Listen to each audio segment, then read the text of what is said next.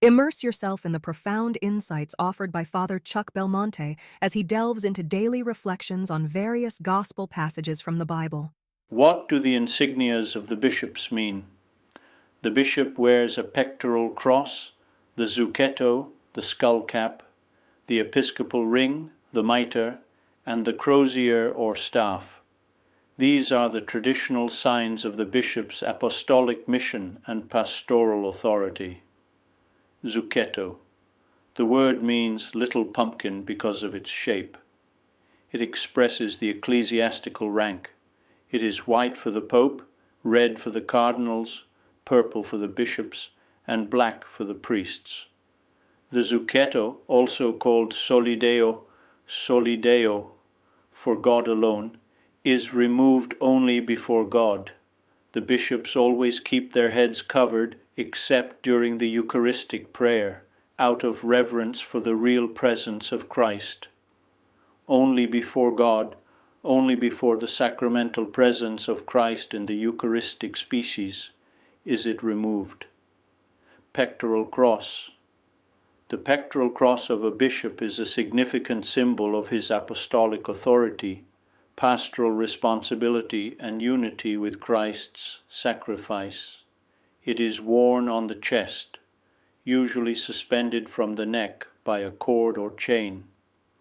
The cross represents the bishop's commitment to his faith and duty, serving as a visual reminder of his role as a successor of the apostles and shepherd of the church.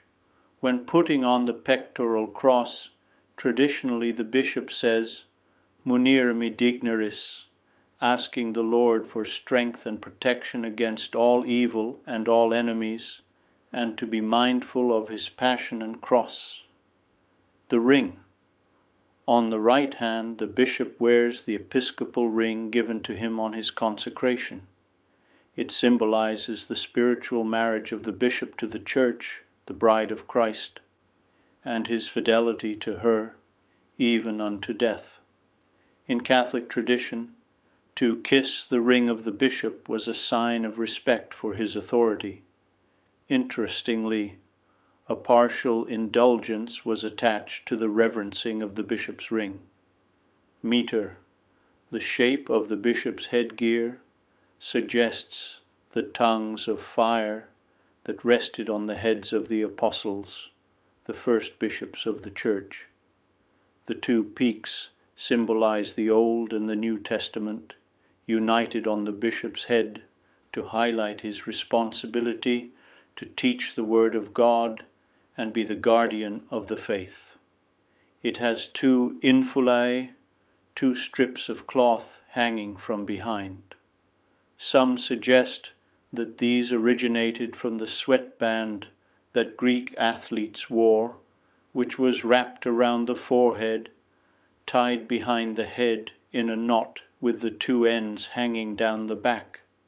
Since the victorious athlete was crowned with a laurel wreath, the whole headdress soon was seen as a sign of victory, as in St. Paul's analogy, "I have fought the good fight, I have finished the race, I have kept the faith."